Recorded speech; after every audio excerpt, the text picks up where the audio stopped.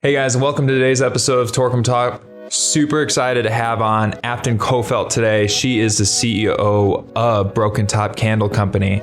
They have blown up and they just landed all the Macy's across the US. Right here in Bend, they have lotions, candles. The interesting thing on this is how did she do it? And how is that going to help other companies that are starting up learn how to do it too? For example, Habit. So these two, we're gonna be talking about this startup of mine and how we've been getting it going and her advice that she's been giving me and how they cross and how it's really just getting stuff done and actually doing things that gets a business going. And we go back and forth talking about this step and that step. And this is how you get into distribution. This is how you get in your first store. And these are the margins you have to think about. All those things you might be thinking about, like, how do I get my side hustle really going? She answers in here. So enjoy, take notes.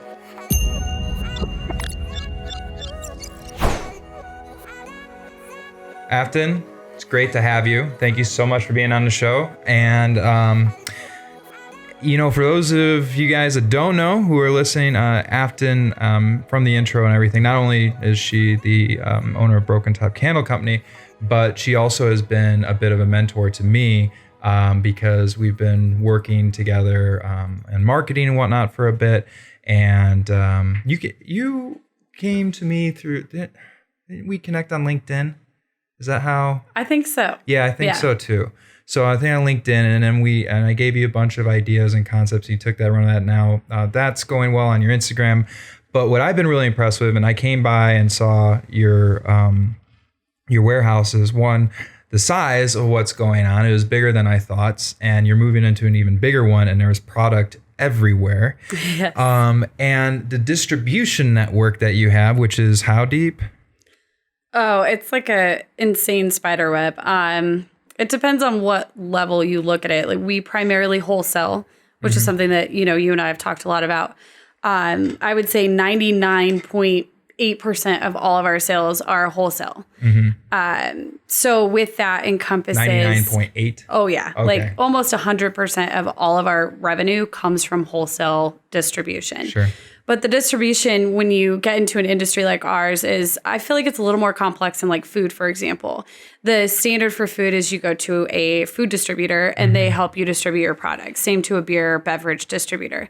We're considered like cosmetic or gift industry.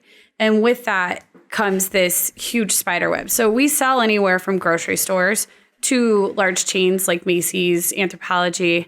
But then you have your mom and pops, your boutiques, which I guess in food, that can trickle down to like your restaurants and things. Yeah. So for us, how we're tackling our distribution is we currently have about 50 independent reps nationwide that work under rep groups within the gift industry. How many? Sorry, I have about 50 independent under 7 different rep groups. 50 independent reps under 7 different rep groups are out there slinging your product. Yes. So my first question then, and so this has been a great thing where you've been helping me in getting, this guy Habit off the ground is, which we're waiting for our first thing of bottles, and it's great, is how do you get that network? How do you get this army of salespeople working for you? How do you do it? First of all, it's relationships. It's talking to people like you and I have done, just kind of dive in. And it started here in Bend, just the willingness to ask, Newport Market, we've talked about several times as well. Thank you for connecting me. Yeah.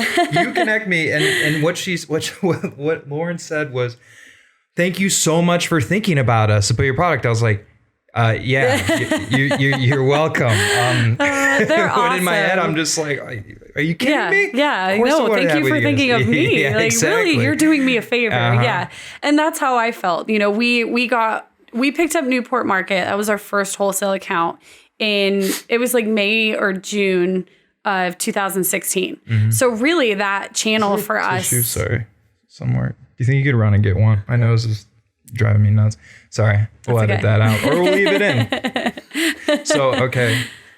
So really that's been, it's new for us. Like the wholesale channel is only a few years old, but starting with that relationship, being able to go in and say, I'm local. I was 7 months pregnant with my third. I wrote a $400 I didn't order. know if you meant that as a business analogy. No, really. I have 3 like kids. Yeah. Okay. Because I feel like I'm 8 months pregnant right now with my business baby that's about to come out. What nobody tells you is you really go like full term, like 12 months with a product. Got it. It goes beyond that. But yeah, like Newport Market, building the relationship with them initially gave me the confidence to kind of say, okay, if they're willing to take my product and they're selling my product, who else? It can't stop there. So I really honed in locally on some of those options. How did that go? So when you first, did you have anybody like I have with you and other people I'm leaning on when it came to this? That you were talking to, be like, can you hook me up with Newport or? Newport came as a suggestion. Somebody said, I can't, I've acquired so much in the last 3 years that I honestly could not tell you. I wish I could. Who told me to go to them? You know what the great thing is about that? Correct me if I'm wrong, but I'm going to assume that you acquired so much at no consultancy costs. No, yeah, not when it came to the sales and marketing. Yeah. Yeah. People's like, oh, I'll help you in this way. I'll help you in that. It's just kind of fun. I think that when you have the passion behind the brand, it's so much more than just being like, yeah, here's a coffee cup. You should buy my coffee cup because the margins are good and you can buy it.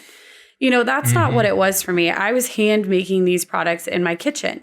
So, and I was pregnant and I had 2 other kids, and it was, it was a hobby for sure. But when I started seeing like other people really want this product and I know it's a good product, it made it better. It made it easier to sell and easy to be passionate about. And it wasn't money driven, you know, which it's funny because even now that's not what it's about for me. Of course, what's it about? Honestly, it's one of the silliest things that kind of gets me is when I see people tag our product on Instagram. As you know, we don't do any direct-to-consumer marketing yet. No, you do not.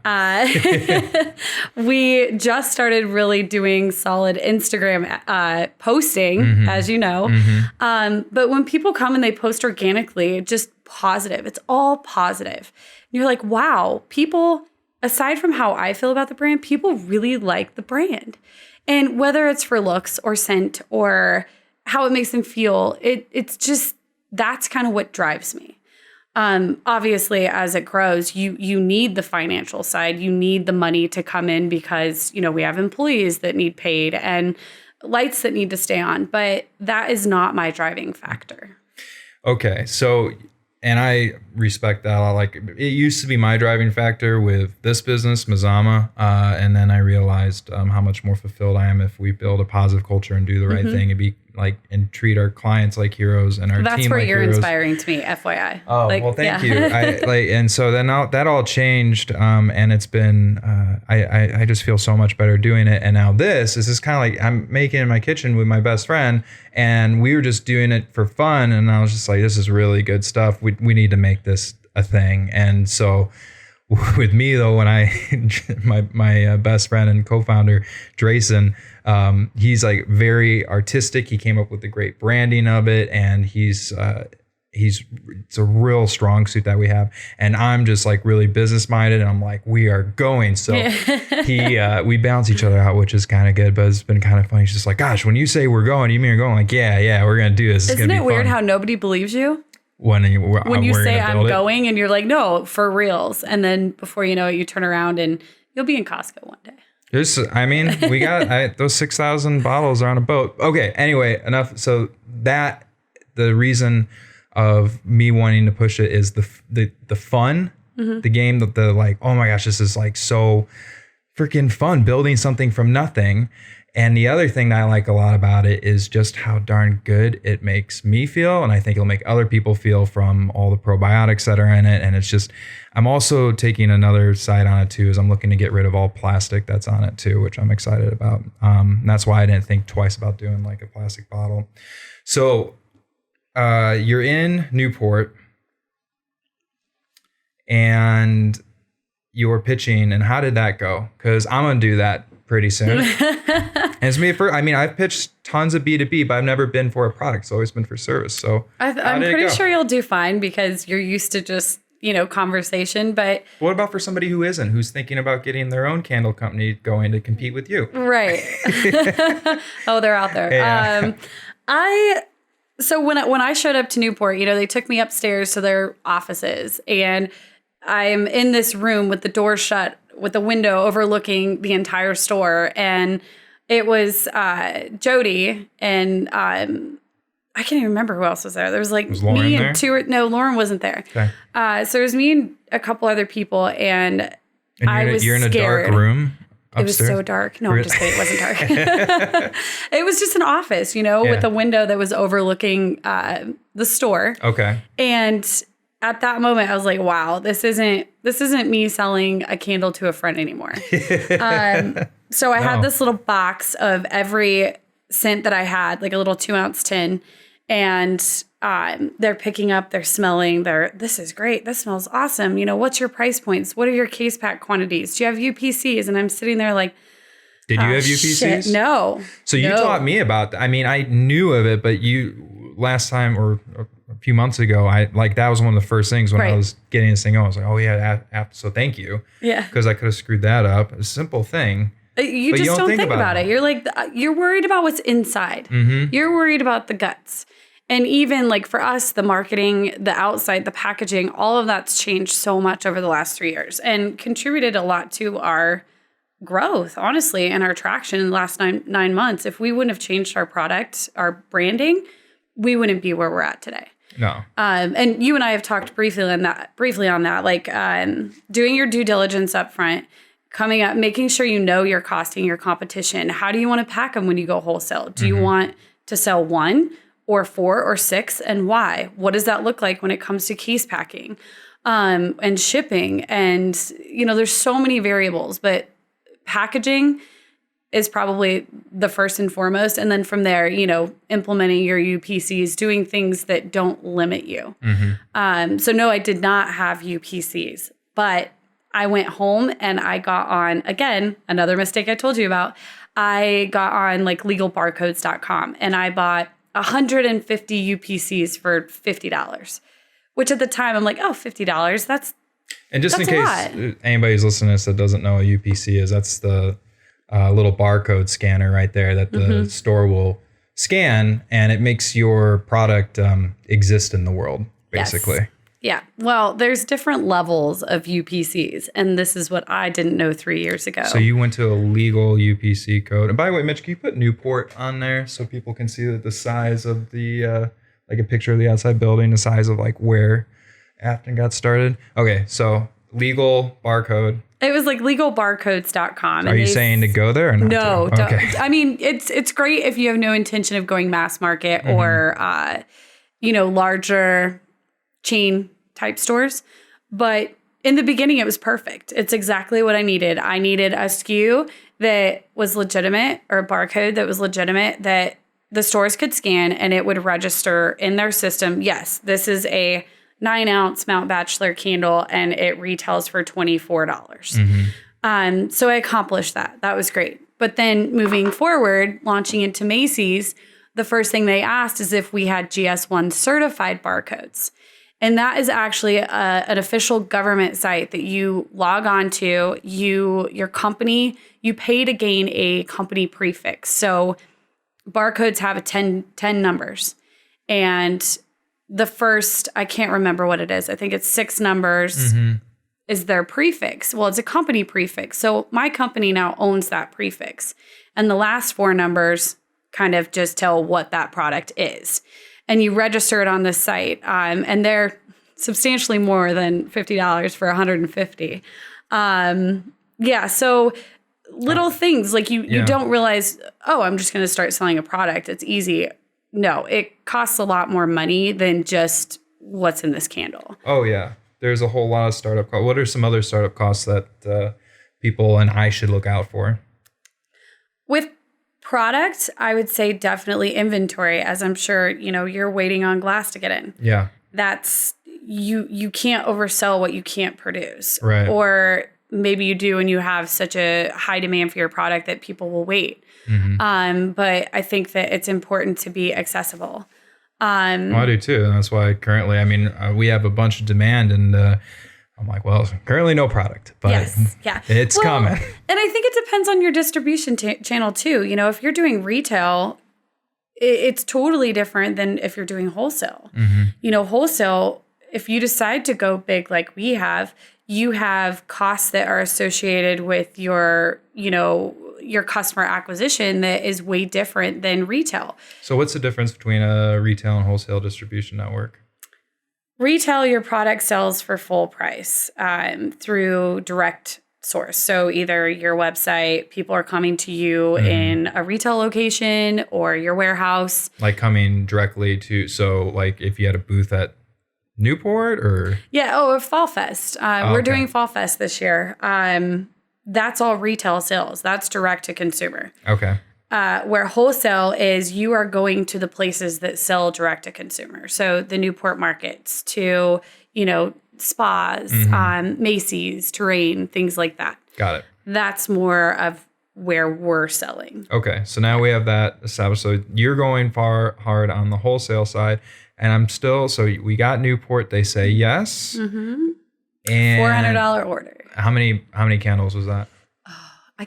I can't remember because our packaging was different and our pricing structure was way lower than it is now. But Ballpark, let's say 40 candles? Yeah, 40, 50 maybe. Did you have 60? 40 or 50 candles? No, I had to make them. Okay. Yeah. So then you go home and you make them. Yep. How much of a time frame did you have to make them? I think they wanted them in like 2 weeks. Was that easy? Yes.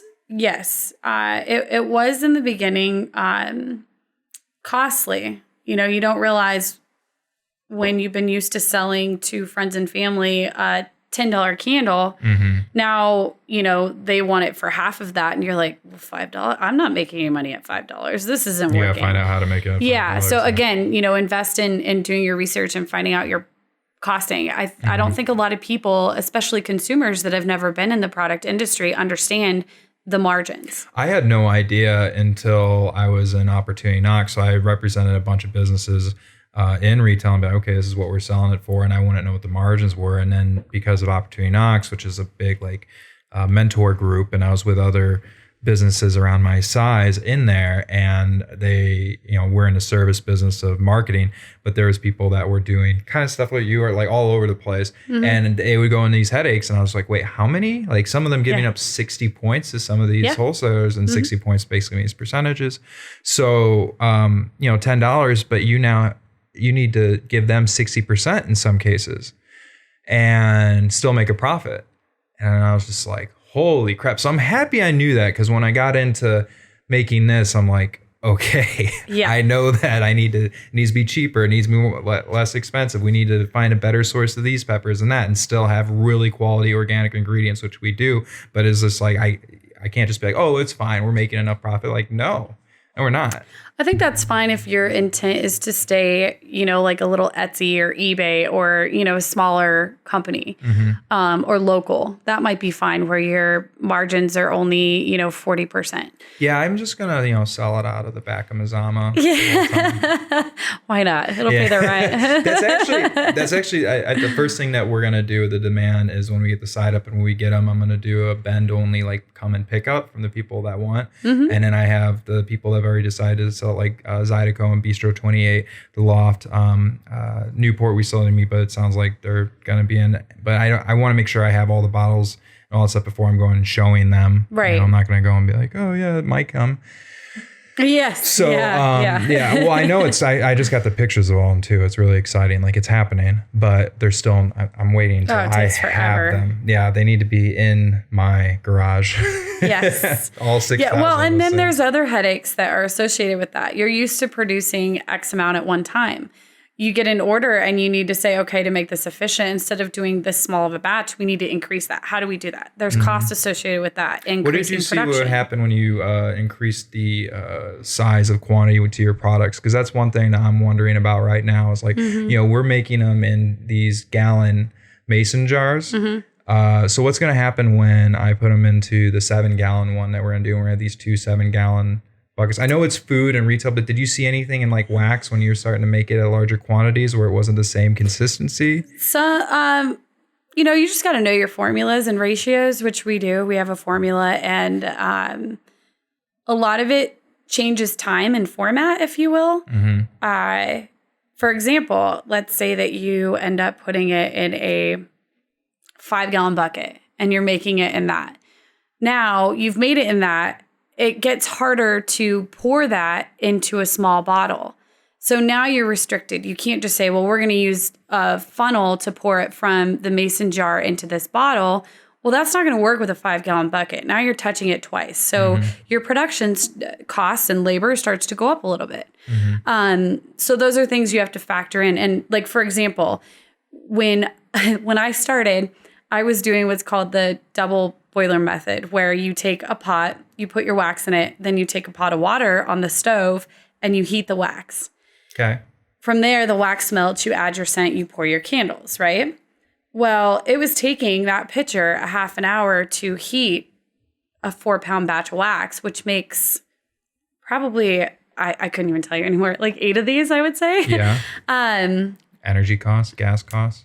Not just that, but efficiency, my time. Like, I need to be able to make more. If I'm only pouring, 20 candles an hour, that's not efficient. So what did you do to fix that? The first thing we did was we went and bought a big stock pot, and I took it down to a welding company here in town, and we had them make a pour spout on it. So then I went from using my kitchen stove to an outside like campfire stove, like a burner. It increased it tenfold. I went from making 20 candles an hour. Anybody tell you that, or you found it online, or? I just did research. I found it online. I knew I couldn't afford a melting pot, which was $1,000. I knew I couldn't afford that because at this point it was still a hobby. I wasn't I was invested, but it would have been easy to walk away.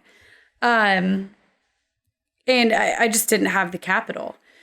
So yes, we did some research, and for like $150, Capital means cash, by the way. Yes. A lot of people don't know that. That's very true. Yeah. Very true. You learn to know that when you own a business. You do. That's like but the first word. You start to say things like that, ROI, return on investment. There's actually a lot of times when I've used ROI talking to business owners, and I go, what do you mean by that? And I'm like, oh, yeah, you just have Working to remember. on your business. That's where you start learning those things. Yeah. Yeah, exactly. So you are figuring out how to mass produce it. And how did you then get into your first distribution network? So I'd say it was about last January, not 2019, but 2018, I had kind of caught wind of the term manufacturer reps. And in our industry, the gift industry, that's similar to saying a beer distributor. Okay. If a brewery comes out with a batch of beer and they're wanting to start getting their product out there, they go to a distributor. Same concept for us, but they refer to them as a manufacturer's rep. Okay. So these rep groups are usually regionally based. So I started with Seattle. Being close to home, Seattle kind of encompasses... There wasn't a Portland one? No. Okay. No. So the closest regional gift market to Bend is Seattle. Got it. After that is Bay Area, I'm guessing. There used to be one in San Francisco. Now the closest one is Vegas. Is one of the 4 large ones in the U.S. Okay. Atlanta, Dallas is becoming a regional, and then New York now. So how'd you get in with the Seattle one? You just go and knock on their door? I called the market. Cool. And by then I had come up. No, not true. I called the market and I said, this is what I'm trying to do. Who's the market? Is that the name of the manufacturer? It's called Seattle Mart. Okay. Yeah. So Seattle Mart. Okay. So let me back up a second. So these manufacturer reps in these markets, Seattle Mart being the closest one to Bend, you go in and think of it like a shopping mall. You're walking through, and instead of Victoria's Secret, it's company XYZ. Instead of Gap, it's company B. And these companies are these manufacturer rep groups. So it's like a mall, and you walk into these showrooms, and in these showrooms are individual product lines like mine. So the principal rep is the store owner. Got it. And the independent reps are the employees. Does that make sense? Yeah, it does. Okay. So for us, when I found out about this opportunity to get into this market, to have these reps, not only that during the shows, they have customers that come in and purchase the product at wholesale, but those 5 or 6 employees or independent reps that work for that rep group then spend their time year round on the road promoting your product, going to the Newport markets, going to, the Gaps and stuff like that, and saying, hey, we represent this really awesome candle line. We think it would be a great fit. You should buy in. So the orders go through the reps, come to us, and we pay the reps a commission. In every industry, the commission is, I think 15%. 15% is our industry standard. I don't know about like food distributors or. That's what I've been hearing is it's 15% 15. with food distributors. And I think there's room for negotiation. So then if Newport asks for 50% and then you get 15%, it's like, so I'm supposed to work with 35%? Yeah. So the costs, the acquisition is actually higher than that wholesale to retail model. So that's something else you have to factor in depending on how you want to distribute. So I actually called Seattle Mart and we were super tiny, and same thing with Newport. I didn't know what I was looking for. And I got a hold of one of the acting directors, and she was very cool about assisting, just making connections. And I told her what I was doing and I told her what I was trying to do. And she educated me as to, what I just explained, like how this works. This is what has to happen. She said, you know what? Do you have a catalog? And if you do, I would be happy to email it out to all of the stores, if you will, these rep groups in the market, and see if any of them are interested in picking up your line. I was like, well, I don't have a catalog.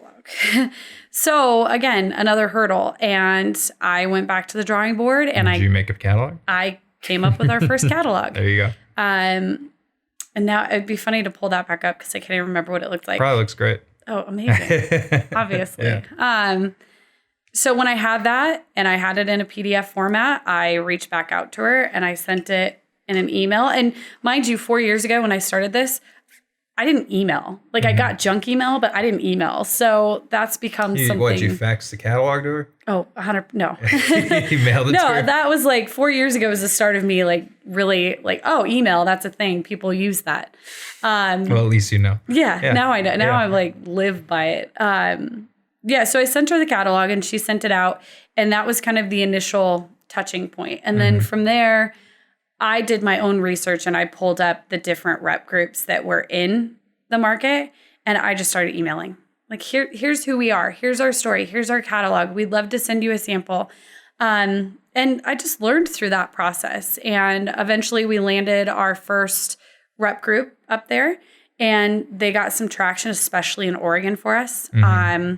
We picked up, I can't even tell you, probably, 30 accounts in the first year, which was a lot. That is. For us. And this was starting in 2018, the end of 2018. So going from, like, as of December 2018, we had about 100 wholesale accounts. And I think we had picked up 1 or 2 other rep groups in the nation, same model, just me cold calling, essentially, cold emailing. Year to date now, we've gone from the 100 that we closed out at December of last year. In the last 9 months, we've picked up over 500 new retail doors. Wow. Yeah. Congratulations. So how do you manage all these reps? Carefully. Yeah. Another growing pain is you start realizing when you need to bring in key roles. And for a while, I was kind of the key role behind sales and marketing. And that encompassed me dealing primarily with the principal reps, so the store owners, if you will, where then it kind of trickles down and they deal with the employees. Similar to any company structure where, the owner, CEO meets with management and then the management meets with the employees. You can't micromanage. Yeah. There's no way. So we're getting to the point now where, again, nationwide, we have about 50 of these employees and about 7 or 8 of these principals, these store owners. On top of that, I'm dealing with, our key accounts, which a key account to us is any store that has over 5 locations. Okay. So in Oregon, Made in Oregon is that store for us. They have 5 or 6 locations. They do a substantial amount of revenue with us every month. That's a key account. That acquires special attention, a little more paperwork, a little more due diligence, and then trickling clear up to, last time we talked, we were talking about Macy's and how we're launching. We actually just got our PO 2 days ago.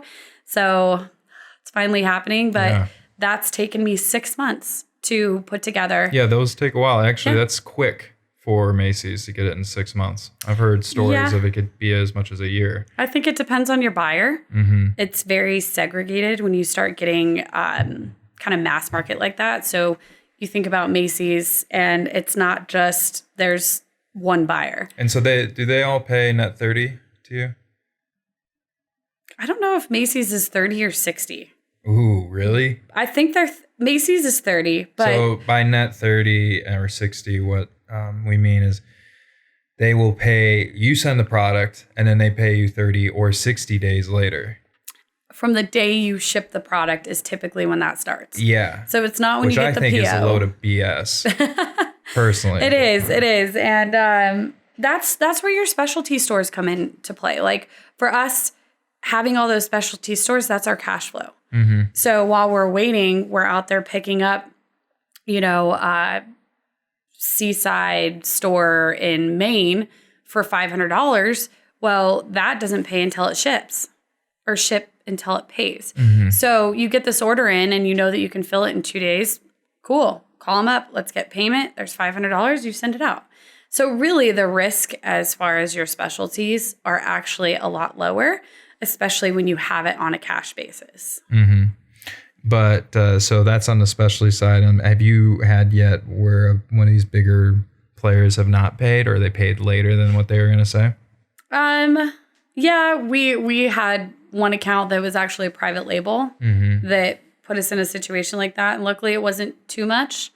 But that is a risk with key accounts. And that's something that the key accounts are really something that we are just getting this year.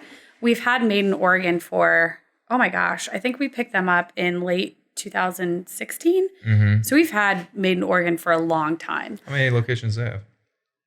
I want to say like 6. Okay. And they're a funny story. They carried our original line, which again looked nothing. We call this our botanical collection. And our original line was very colorful. And we had tins and we had the amber glass, but the labels were all color coded based on the scent. Lavender was purple, citrus was orange. And they did pretty well with it. And they knew we were switching formats and kind of doing away. We still sell the other line, but we don't promote it. So when I talked to the buyer and said, hey, we're making all these decisions and these choices to kind of eliminate that and move into this packaging, the pricing is going to go up a little bit. Even our lotions, like this is all brand new. We would love for you guys to pick it up. And she was concerned because the price points were higher than most of the products that they sell in their stores. Well, I finally got her to commit about 4 months ago, and now they are having record sales and reordering. I mean, to the point where I'm like, I can't fill this for a month because I'm that busy. And she's like, I should have listened to you sooner, And I'm like, I anywhere we put the product, it's doing well. So it's been. And that all came down to the brand, like the redesign. The packaging for sure. Let's start a couple of things on that. First, for somebody who's like, well, how do I get this going? How do I get packaging like that? Just straight up packaging, not just like the brand, which is clean and simple, and my theory as to why it's doing well. But how do you get these glass bottles? And then the labels that go with them. How does somebody that has something as a side hustle get this stuff? Well, there's a couple different ways. You and I have gone about it. I know we need to share it with people though, because they really have no idea. So for us, because I think your format is different than mine in the sense that you have one product, right? Are you doing different sizes? We have a blueberry. Yay! Yeah. Is it the same? It's the same size. It's gonna. So it'll say blueberry. Blueberry, and it's gonna be obviously it will be purple. Well, not obviously, it will be a purple color, and the letters are gonna be this very light blue. Oh, cool! And it's really cool on the purple. But yeah, so they'll both be 4-ounce bottles, and getting 2,000 blueberry, 4,000 of the flagship. Who knows? Awesome. Maybe the blueberry becomes a flagship, right? Nobody knows these You things. don't really You know can't until it predict what puts it out. people are going to like. Yeah. And then you're like, why do they like that? Yeah, but I don't care if you gotta give people what they want. That's There's what they scents want. that we have in our line that I'm like, if I have to smell that one more time during production, that I just despise, and it sells, and it's not always about what you want. You No. got to listen to the customer. Yeah. So for us, it's a little different because, I know you chose to do kind of bulk like that, but we have 100 SKUs wrapped between. Oh, well, yeah. I mean, 6 we have 2 different different things going here, but just Yeah. how do you get okay, so if you have all these SKUs, just how did you do it? Who did you talk to? How do you get that process going? That's what people don't really. I think most No, people or they're start intimidated by small. it. You start small, and Well, obviously who do you start small with who? Who do you call? with Ghostbusters? just Google. Google? Yeah. Hey Siri. Yeah. That's all I did. I started Googling, and for me, the process, because my original concept. brand was based around the candles, everything I was looking at and researching was candle distributors, so it was like looking at glass that they offered inexpensively. Well, if I'm buying my wax from them, they offer the glass. I'm going to save on shipping by having it all come in. That's where I started. Also, it was different for me because I had different sizes and different vessels, even from the beginning. Right. So it wasn't this standard, like I'm going to use the same bottle, same lid, maybe a different print. That's still cheaper than having 3 different vessels. So I started very, very small quantities. And again, your margins do not match where they need to be when you're older, when you're a more mature brand and you're selling bulk. But I think just Googling, finding good resources within the product industry that you're in, for you needed to probably make sure that it was food safe, which glass is easy to do. But I know like some cosmetic brands have issues with stability in plastic. They have to pour the product, let it sit, see what it does with plastic, things like that. So, do the research in the industry that you're in first. See what resources are available in small quantities short term so you can experiment and market and things like that. But also do your research long term to say, okay, if I'm going to buy this from 100candles.com, this vessel, make sure that it's easy to get when you need 1,000 or 10,000 or you get a $20,000, $30,000 order. Those are things we didn't think about short term. So how long does it take you to get them from when you order them the first time? Well, again, when we went through our rebranding, that was a good opportunity for us to evaluate that. For me, I knew that I didn't want to deal with anything overseas. That just, to me, was scary and foreign, and I did not have enough confidence or help to execute that. Sure. So I wanted to keep it local. And then I just started, as we ramped up and we needed more product, looking for local glass distributors, projecting how much we were going to go through, calling them saying, this is our anticipated growth.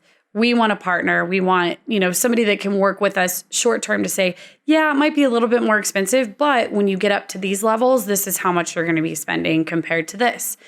And like with our glass distributor, that's what we did. We found somebody, our product comes out of Utah. It's 2-3 day freight. The freight's really inexpensive. And I don't have to order 20, 30, 40,000 pieces in from China, nor do I have the space in my warehouse to do that. Yeah. Well, I have the opposite problem. So I've have it very, very affordable because the main thing is like, as we were going back and forth on like how much this costs and the cuts that, the stores and distributors are going to want, I was factoring that in, and the best I could do for the screen print on the bottle in the US with the cap and the plastic thing and the shrink wrap was like 88 cents. And it doesn't seem like a lot, but it is. When in China I was able to get all of that done for 31 cents, and the next order 31 cents, and the next order is going to be bigger, will be 27 cents. So now, like, that's a margin that I can actually get some profit out of, where before I was actually losing money because the ingredients are expensive and there's no vinegar in this. This is expensive hot sauce. It's $9.99. Yeah. And it's because there's no vinegar, which is a filler. I mean, it's good. It's needed for hot sauce. I mean, I'm not saying as a dig to other hot sauce companies. Like, you need that, but ours is a fermented probiotic. It checks all those boxes. So, great. I found a really cheap way. Con, I need to wait. I need to know 35 days in advance that I'm going to need what I'm going to need.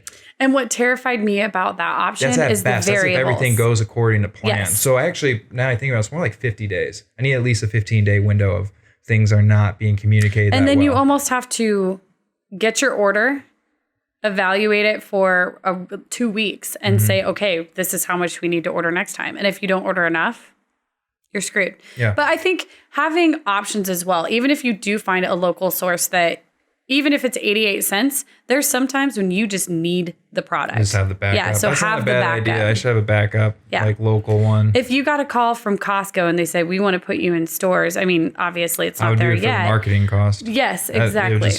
It's and that's what a lot of like our key accounts, not all of them, some of them are definitely more profitable than others. But Macy's at this point, I'm paying them to take our product. Well, it's your marketing. Well, there's two things on that, right? So one, it's the marketing of being able to see it at scale. But two is that's your portfolio now. Yeah. Just being able to say, oh, we're in Macy's. And now which is opening up Bloomingdale's. They work on the same platform. So I can't say that it wasn't worth it, but at the same time, you have to be ready. It even opens up, like if you want to be in Target or not, it does open up because it's just a big store. It opens up the idea of being in Kohl's. I mean, it opens up so many other things that you could be in just because you were with one of these heavy hitters. So I totally see like paying them to take your product. Yeah. And the scary part is it's not even putting the product in there that's scary. Like, let's say that they came and said, this did so well, we want 20,000 units of each SKU that we picked up.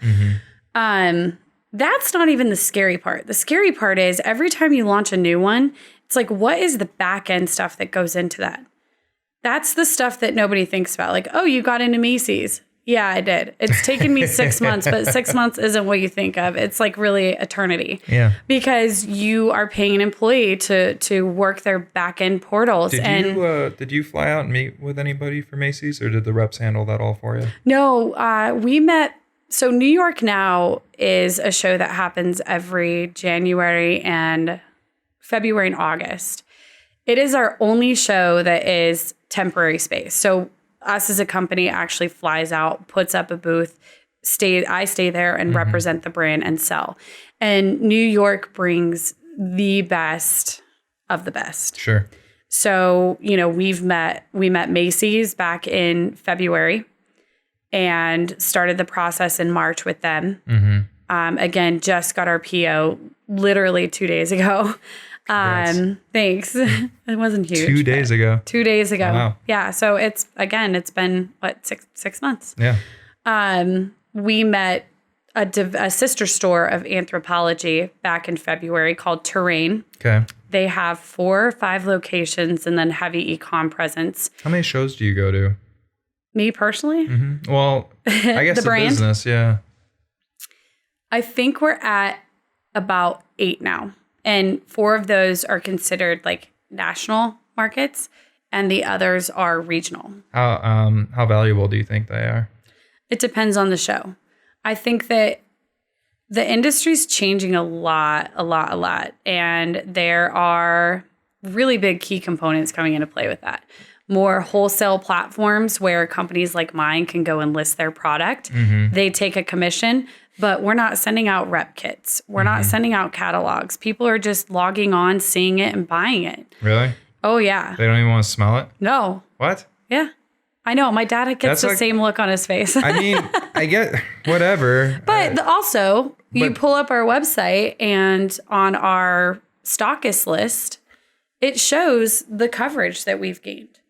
And I think that, people do their research. The stockage list? Yeah. So if you go to the top and then go more or hover over more and go down to stockists. I haven't heard that term before. Yeah, it's it's in the retail, like gift retail world. So yeah, before I knew that as US because you're in so many places before the US map loaded. that's only that's outdated by about 2 months. Oh, wow. BS. So we've So picked you up guys- probably 100 new accounts since then. Oh. We're only missing Mississippi right now as far as coverage with wholesale accounts. As far as states go? Yes, we've picked up every other account. So we're in Nebraska, we're in Iowa, Missouri. What about Alaska? Yes, we sell in Alaska. Oh. You might have to zoom out for that. And Hawaii. What about international? We have shipped to, there's a company, again, because of the trade shows, we connected with this company called TJX. TJX owns Home Goods, Marshalls, and Ross. So they're big buyers. They come in, they want That's gotta feel pretty 1,200. good. Yeah, it does. Doesn't like, hey, this thing that I made when I was pregnant It and still over doesn't my seem kitchen real sink. though. Like Yeah. they're dots and they're just dots. I think the cool thing is knowing anybody can do this if they just really try, if they have the determination. Like how much capital did you have going into this? If you don't mind me asking. You don't have to answer. It wasn't like, oh, I have this much to put into it. It started soft and then I'd tell my husband, like, I need this much. Mm-hmm. I want to do this show. I need this much money. And I think all in all, I've put about 40,000 into it. Now, of course, we've done a couple of small business loans and things like that. But really, we're considered a bootstrap company. Mm-hmm. Yeah. Well, that's awesome. So, you go to 8 shows. What do you think it takes to be? Because I haven't done a show yet. Well, I've done a show for Mazama, but I haven't done one of these product shows. What do you think it takes to be successful, to have a successful show, whether it's in food or retail? I mean, how do you do a successful booth? What do you think is the most important thing to have a successful booth? I think reoccurrence. Honestly, What do you mean by that? I think just showing up every year? Yeah. Your first year is probably going to suck, or it's going to be great. Yeah. Like there's the possibility that for some reason people just notice you and you are the main attraction.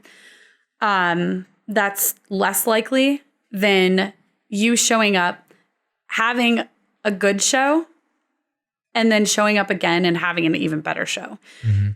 What is it? You probably know the statistic more than I do. Like it takes, I think on average 7 times for a buyer to see your brand before they commit. Yeah, it varies, but it's been, the marketers seem to agree on 8. Yeah. It's somewhere between 6 and 10. And it's no different for wholesale buyers. Mm-hmm. Out of, let's say, the 500 candle companies in the US, they go to New York now and there's 50 of them there.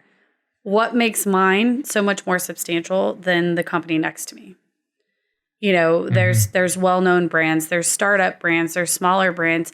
And again, like right now we're contributing a lot of that growth to the steady marketing that we've done as far as showing up to trade shows, the brand recognition, and now having these reps, some of them that have been in the industry for 20 years with the same accounts going and saying, this is a hot new brand. You need this in your store. They trust them. It's all built on relationships. Everything's a relationship. Absolutely. Yeah. So you have like your army going in and talking to other people being like, you need to have this product. It's that good. Mm-hmm. That's pretty cool. Yeah. So then talking about branding, I'd love to jump into the rebrand. Is there anywhere we can find the old brand and put it up there? Oh, so go to the top. And then hover over shop and go all the way down to everyday collection. This has even been revamped quite a bit since our original launch, but this is essentially what we launched with. What year was this when you launched this? 2016 is really when this came to fruition. The brand that ended up in Newport Market. Is there a fresh squeeze? There's a Mount Bachelor one, isn't there? Oh, yeah. Yeah, right here. So if you go back to that Mount Bachelor, Mitch. Yeah. I can. So let's hear some numbers. So what was that selling like at?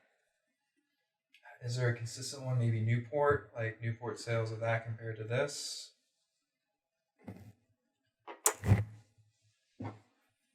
I mean, I know the sales went up. It's so hard. I mean, definitely you can say 2 to 1. Okay. For sure. So 2 to 1, the same. Okay, so that's interesting. If not it's the more. Same, it's the same stuff, though. It's just, same guts. It just has a new shirt. Yep. Yeah. Same person, different style. Yeah, right? Isn't that crazy? That'd be 2 to 1? Well, you think about it. Like, when I'm not there, I do. I get it. I'm the head of sales. Well, actually, I don't get it. I can come to you and tell you a million reasons why you should buy this and probably sell it. But Mitch was just like, you spun around looking at the TV. Bud. Damn it. when this is just sitting on a shelf by itself, right? Mm-hmm. What's going to make you want to buy it? By itself? Yeah. If I'm not there to tell you why you should buy this, why are you going to buy it? Me First, what's going to make you pick it up?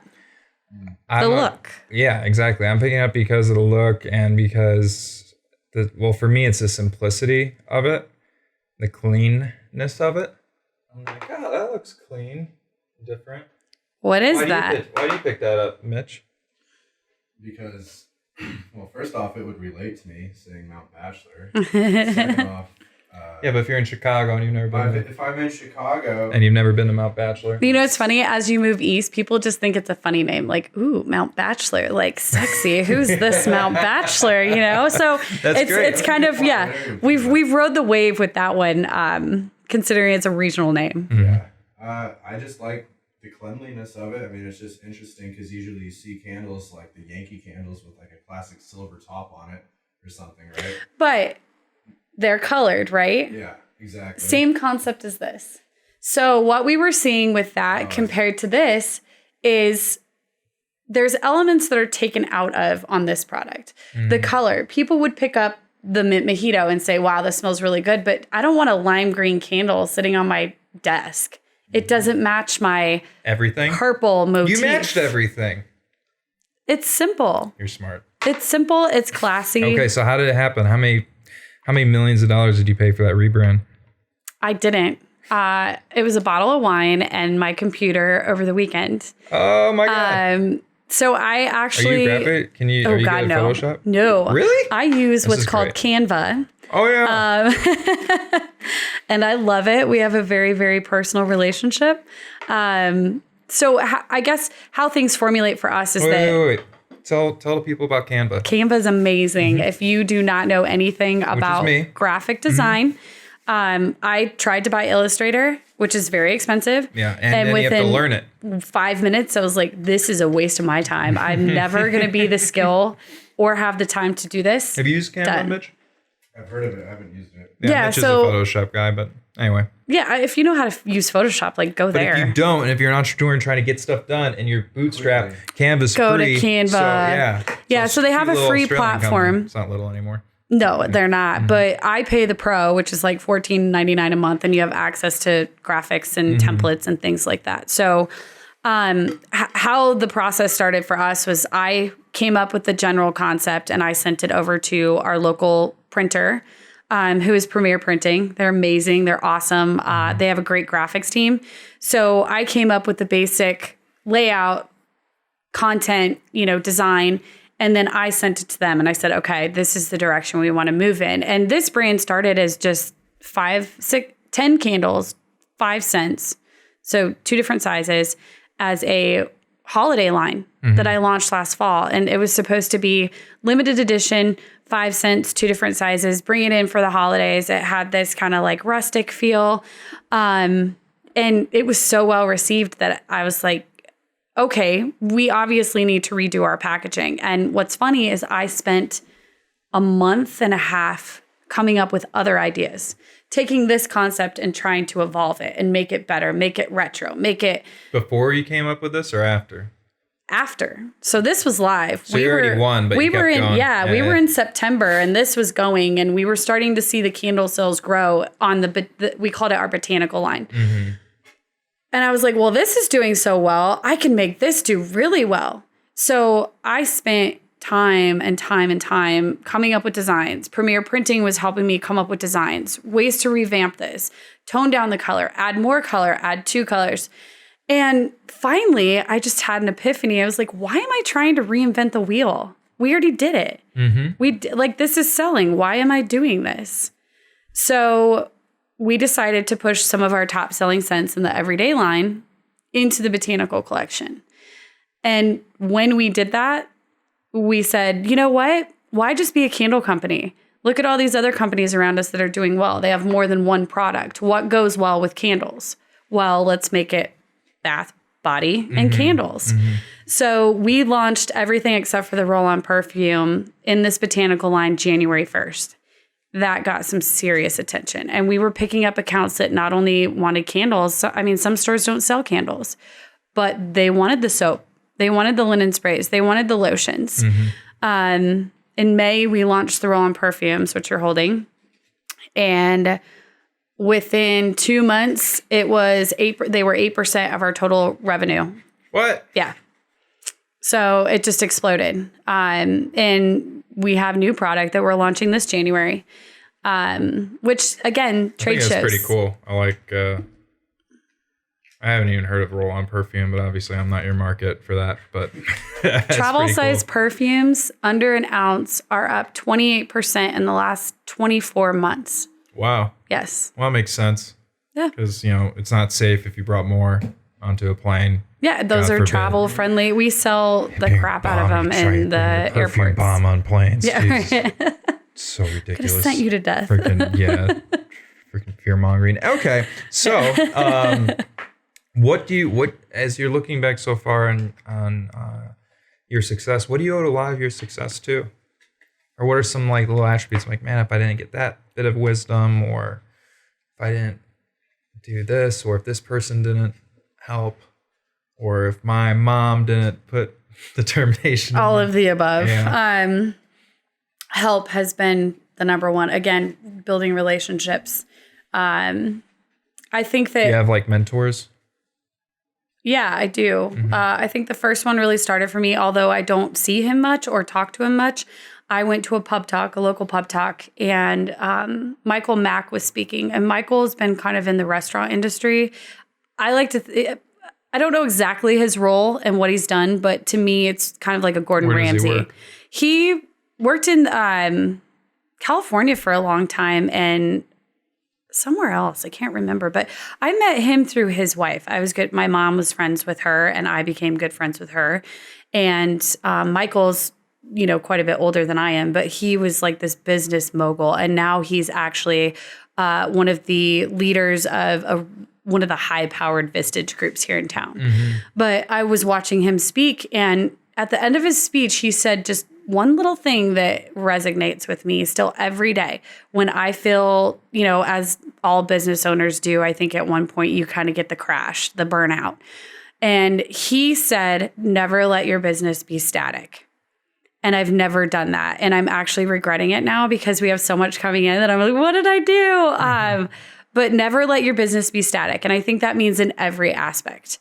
And you can apply it to every aspect of your life. Like if the sales aren't coming in, I thoroughly agree. Don't sit there and complain that they're not coming in. Yeah. Do something about it. Exactly. Strategize. Get on the phone yourself. Yes. Yeah. Yep. You don't wait for somebody else to do what you can do yourself. Again, just build relationships. I am willing to divulge just as much as I like getting.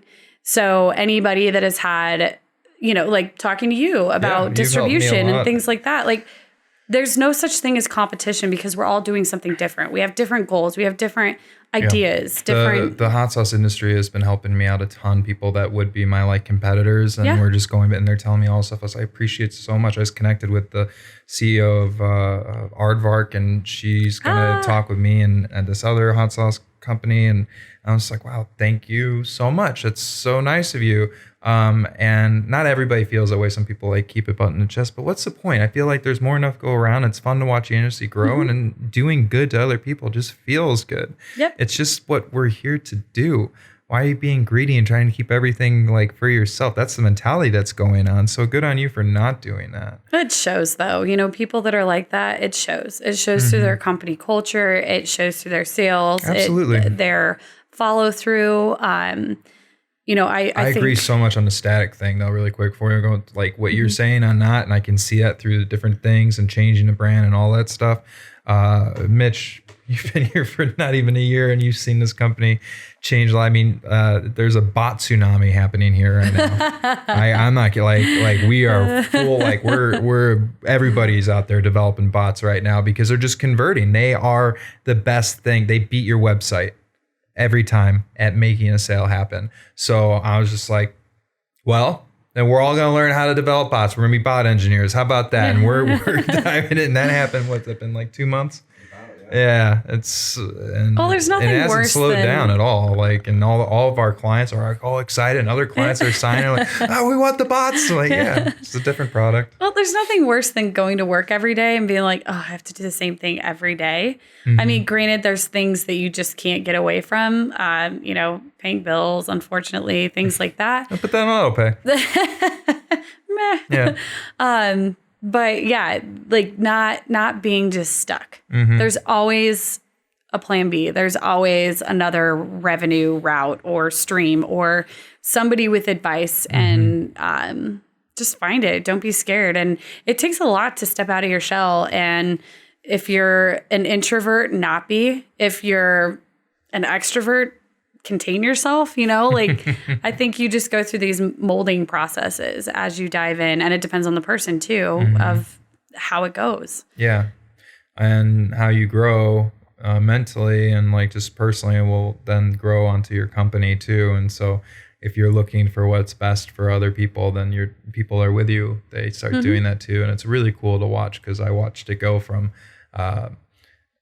not looking out for the best for people and more about making money, and watching the people that were here do that too. And then over the past 2 years, as I was like, no, screw that. And watching that shift happen here has been incredibly fulfilling. Probably one of the most fulfilling things, if not the most, that I've been a part of. So I'm really thrilled on that. And just to be able to create that again and on like a little side thing, seems to be like a lot of fun, and they're having fun with it too. Like we're taste testing hot sauce over here, and it turns out I know a pretty good marketing company that's going to push it. So You're so lucky. So oh my we're gosh. gonna have some fun with that. I mean, we're gonna have like once we get the 6,000 bottles, there's gonna be a ton living here with our nice cameras and everything, where we're just gonna have fun shooting stuff with it and coming up with fun stuff, and then people that are gonna want to like swing by and pick it up, like I was talking about, like. Because that's going to help. You have the best problem ever. I have one problem that's really hard, and that's figuring out how to cold ship this stuff. And I still haven't completely done it yet. I'm supposed to have calls with a bunch of different people. Did you talk to Dave yet? Dave and I have been playing phone tag like crazy. You need to talk to Dave. I know. I need to talk to Dave. And that's, Dave and again, Dave just connected me with something amazing. So Dave, for those that don't know, is... Dave Allwin. Dave Allwin was featured on Shark Tank. I want to say, I know for 2 times for sure, maybe 3. Wow. At the time when he went back, it was the only time that they had invited somebody to come back on the show.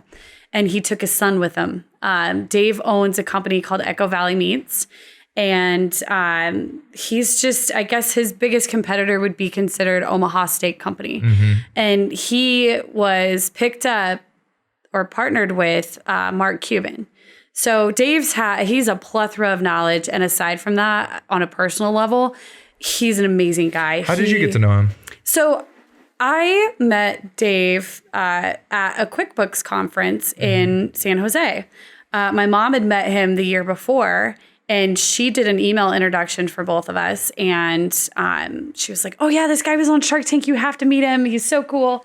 And did an email introduction. He said, yeah, I'm going to be there again in October. I would love to meet you. I'm speaking on a Shark Tank panel. So I actually signed up for that session, went and watched him present in front of a bunch of other Shark Tank, previous Shark Tankers. And yeah, we went out to dinner and he bought us dinner. And it turns out for a guy that owns a cattle ranch, he likes a steak well done. Really? Yeah. Wow. He's like, you see that much blood and stuff? He's like, I can't eat a raw steak. Like, no way. Yeah, so. Either can I.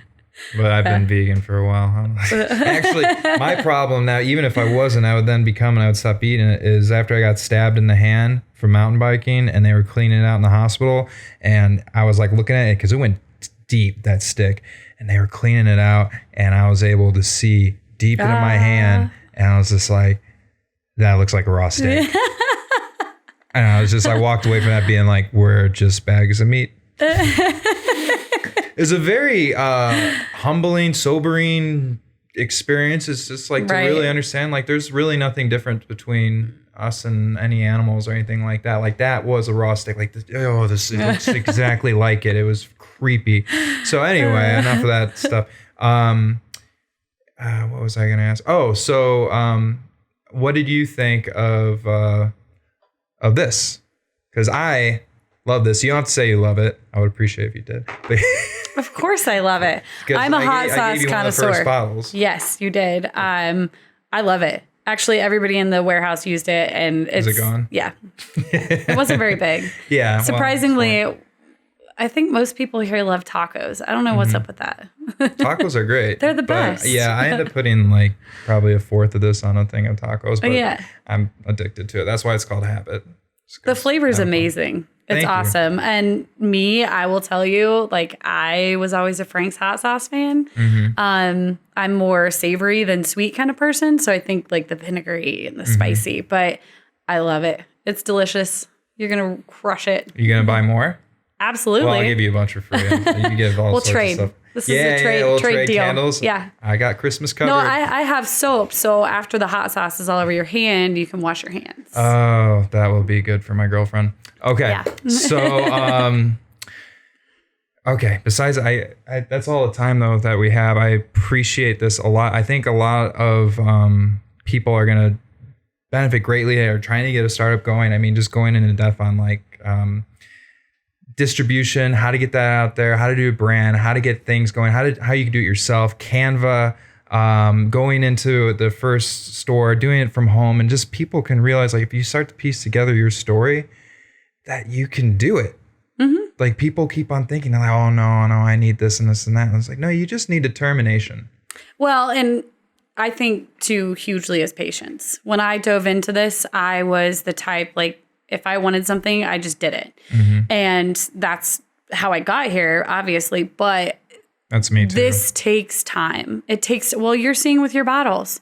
You're impatient. You want it to come. You want to progress. But you know that baby steps. Baby steps are so key when you're, I think, launching. It doesn't matter what kind of business. It's been forcing me to take baby steps when we've been hitting these little roadblocks here and there, like shelf life, and learning how to extend that. Like, okay, it was an 8-week shelf life. We now have it to 12, and I don't want to screw with the flavor, bring in any chemicals. So it's going to stay at that. And I'm just going to have to deal with how am I going to have a rotation good enough that it's in and out of the store in that much time. How much do I need to sell them so they don't have too much?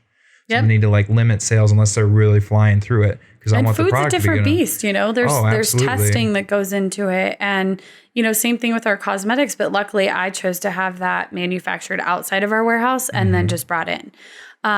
There's a lot more to think about than just like, oh, I'm gonna pour hot sauce and sell it.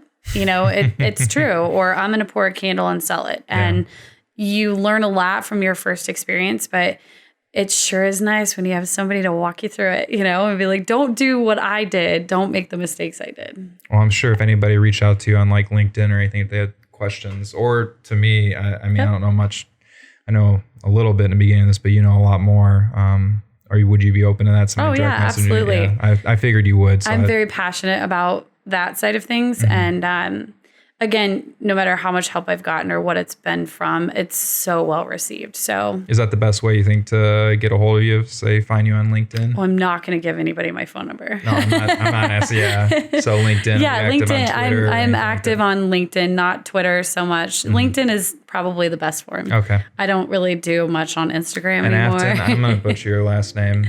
Coffelt. Coffelt. Yeah, okay. with a C. COFELT.